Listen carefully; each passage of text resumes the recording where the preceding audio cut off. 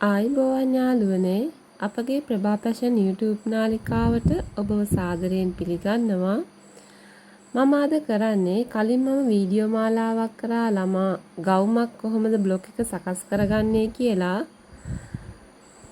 මම අද කියා දෙන්න යන්නේ බ්ලොග් සෙට් එකේ අවුරුදු 1ක චූටි දරුවෙක්ට ගවුම කොහොමද මසාගන්නේ කියලා. මේ සඳහා මම ගත්තේ කොටන් රෙදි. අපි බලමු බ්ලොග් එක තියලා කොහොමද රෙද්ද කපාගන්නේ කියලා. මුලින්ම ඉදිරිපස කොටස කපාගමු. ඒ සඳහා නැම්මට රෙදි කොටසක් අවශ්‍ය වෙනවා. මේ විදිහට රෙද්ද මත නැම්මට බ්ලොග් එක තියලා වටේට කපාගෙන යන්න. මොකද බ්ලොග් එක සකස් කරගන්නකොට මම මැහුම් වාසි තියලා තමයි සකස් කරලා තියෙන්නේ. ඔයාලා මේ බ්ලොග් එක සකස් කරගන්න වීඩියෝ එක බලලා නැත්නම් ගිහිල්ලා බලන්න.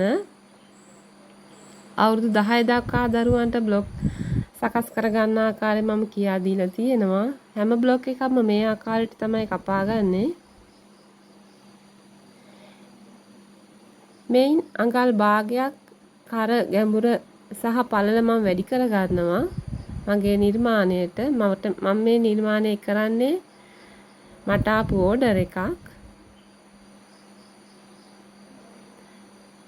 මේ වගේම තවත් රෙදි කොටසක් අවශ්‍ය වෙනවා ලයිනින් සඳහා. අපි ඒ රෙදි කොටසක් කපා ගමු. මම මේ රෙද්දෙම තමයි ලයිනින් එකත් යොදන්නේ. නැත්නම් ඔයාලට ලයිනින් සඳහා වෙන රෙදි జాතියක් පාවිච්චි කරන්න පුළුවන්.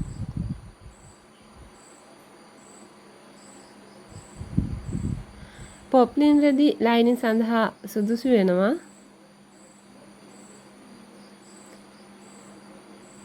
දැන් රෙදි කොටස් දෙකම කපාගෙන අවසానයි. දැන් අපි පිටිපස කොටස කපා ගමු.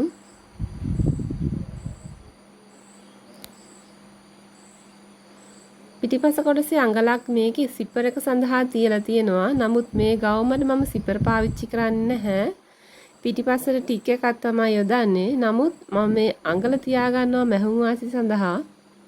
පිටිපස ඕපන් එකේ මේ ආකාරයට කපාගෙන යන්න පිටිපස බ්ලොක් එකක්.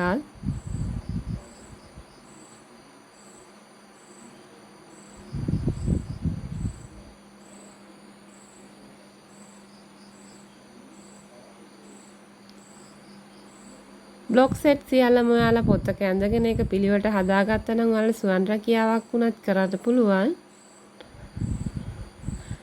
මේ වගේම තවත් රෙදි කොටසක් අවශ්‍ය වෙනවා ලයිනින් සඳහා.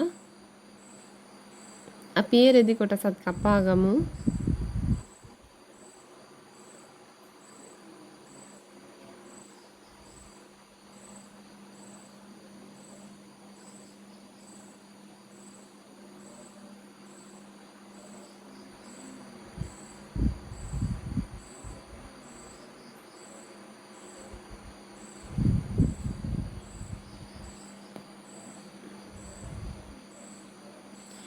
මම ලයිනින් කරන නිවැරදිම ආකාරය මේ ගවුම් මොස්තරයට යොදලා තියෙනවා.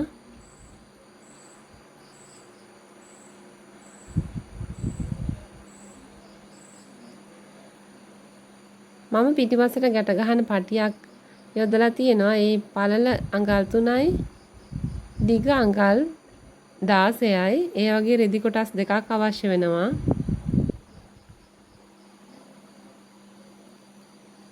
සාය කොටස සඳහා අවශ්‍ය රෙදි ප්‍රමාණය කොපමණද කියලා බලමු. මට මේ සායට රැලි ගොඩක් අවශ්‍යයි. ඒ නිසා මම ඉන වගේ දෙගුණයක් නෙවෙයි ඉන වගේ තුන් ගුණයක් තමයි මම අරගෙන තියෙන්නේ. ඔයාලට රැලි වැඩිපුර අවශ්‍ය නම් තුන් ගුණයක් ගන්න පුළුවන් දෙගුණයක් වෙනුවට.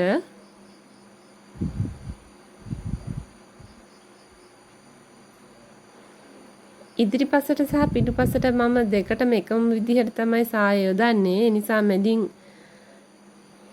අඟලක මැහුම් වාසියක් ඉවත් කරලා නැහැ මම. අඟල් 33ක් දිග අඟල් 9ක් පළ රෙදි කොටස් දෙකක් මම අරගෙන තියෙනවා. අඟල් 9ක් ගත්තේ සායේ උස 8යි.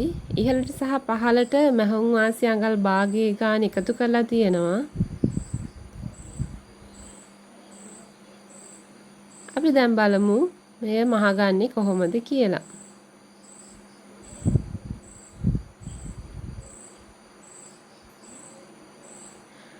ලයිනින් රෙදි කොටස් සහ හොඳ රෙදි කොටස් මේ පෙනෙන ආකාරයට තියලා වෙන වෙනම මහගන්න ඕනි මුලින්ම. හොඳට බලා ගන්න මම කොහොමද රෙදි කොටස් ටික තියන්නේ කියලා. මට කලින් අමතක වුණා පිටුපසේ කර පළල වැඩි කරගන්න අඟල් භාගයකින්. මම මේ අඟල් භාගය වැඩි කරනවා. එතකොට තමයි උරහිස සමාන වෙන්නේ. නැත්තම් උරහිස සමාන වෙන්නේ නැහැ. මොකද ඉදිරිපසින් කපුවට පිටුපසෙන් කැපුවේ නැති නිසා.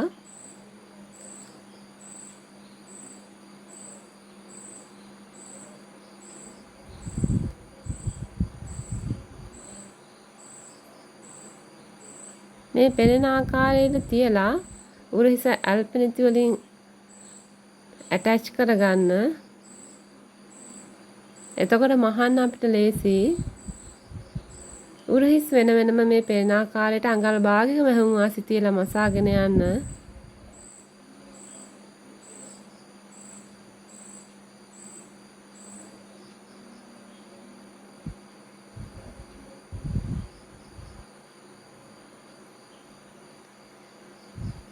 ඔයාලට මගේ වීඩියෝ ප්‍රයෝජනවත් කියලා හිතෙනවා නම් මාව subscribe කරන්න.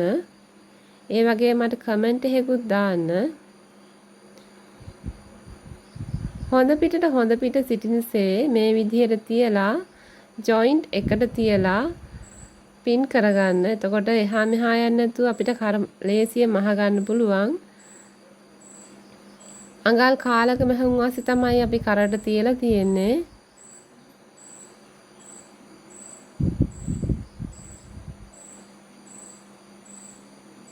වටේටම අඟල් කාලක මැහුම් වාසිත් එක්ක මහගෙන යන්න.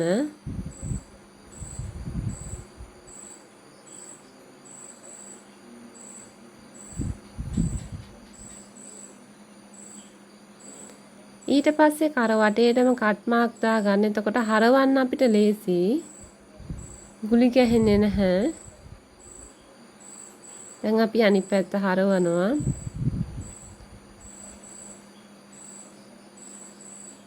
නැවත මැහුමක් ගහගෙන යනවා ලයිනින් එකෙන්. යට මැහුම ලයිනින් එකට හරවලා ඒක උඩින් තමයි මැහුම ගහගෙන යන්නේ.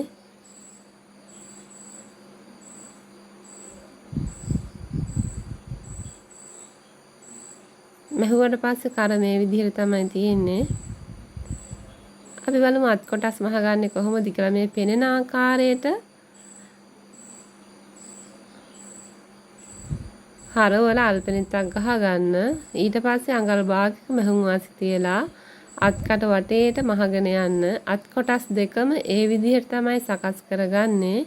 හොඳට බලාගෙන ඉන්න මම මොකද්ද මේ කරන්නේ කියලා.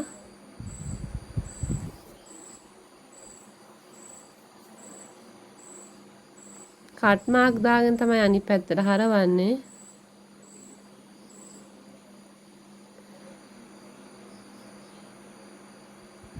දැන් අනිත් අතත් ඒ විදිහටම මසා ගන්න.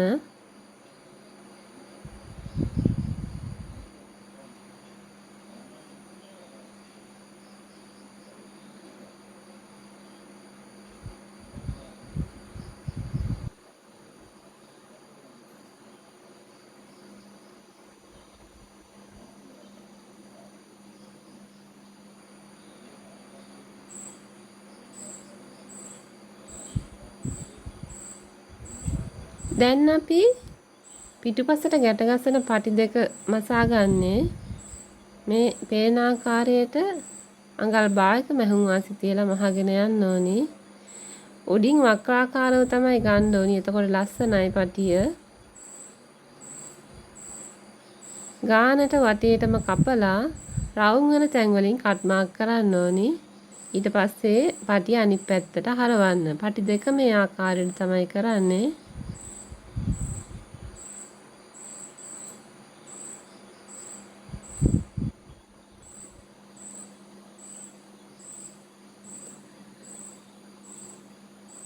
පටිය මේ ආකාරයට අඟල් භාගයක් ඉනෙන් අතහැරලා තමයි පටිය සම්බන්ධ කරගන්නේ.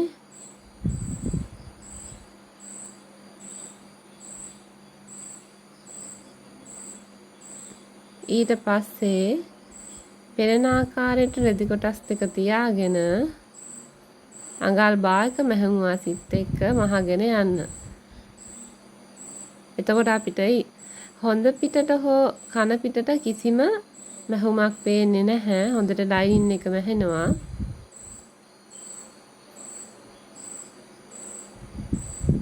රෙදි කොටස් එහා මෙහා වෙන නිසා අපි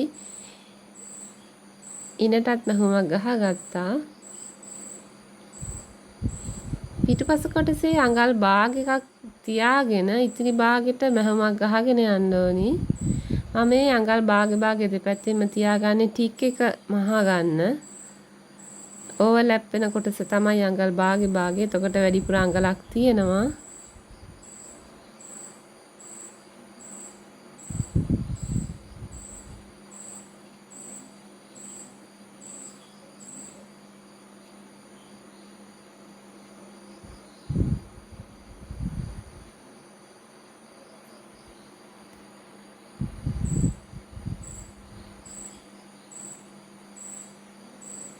අපි ඊළඟට බලමු සාය කොටස කොහොමද සකස් කරගන්නේ කියලා.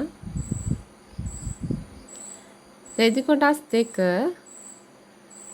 එකට මූට්ටු කරගන්න ඕනි. ඊට පස්සේ මැෂින් එකේ ටෙන්ෂන් එක 5ට දාගෙන දික් නූල් ඇද ගන්න ඕනි. දික් නූල් ඇදගෙන අපිට අවශ්‍ය රැලි ඉනේ ගානට සකස් කරගන්න ඕනි. අපි බලමු මේක කරන්නේ කොහොමද කියලා.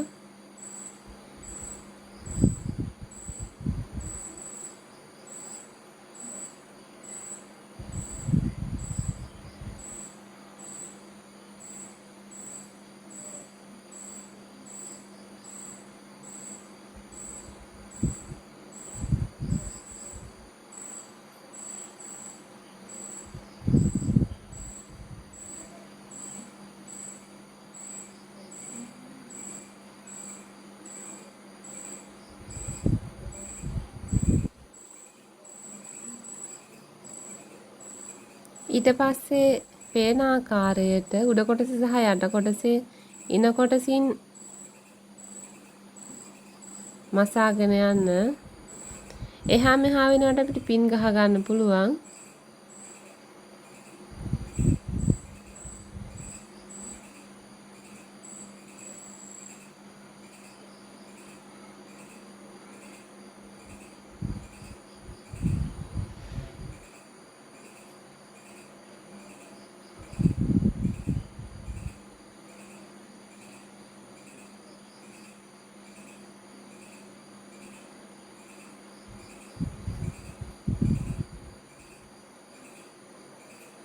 ඔයාලා ඊට පස්සේ ඉන ඕලොක් කරගන්න ඕනි. ඊට පස්සේ වාටිය මහගෙන ටික් එකක් හයි කරගන්න තමයි තියෙන්නේ. මේ තමයි සම්පූර්ණ කරගත්ත ගවුම. පිටුපස පටිය ඊට පස්සේ මේ පිටුපසට අල්ලපු ටික් එක.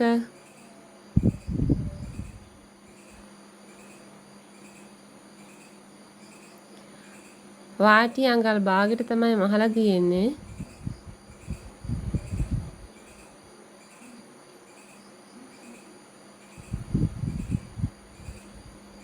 ලයිනින් එක හොඳට තියෙනවා.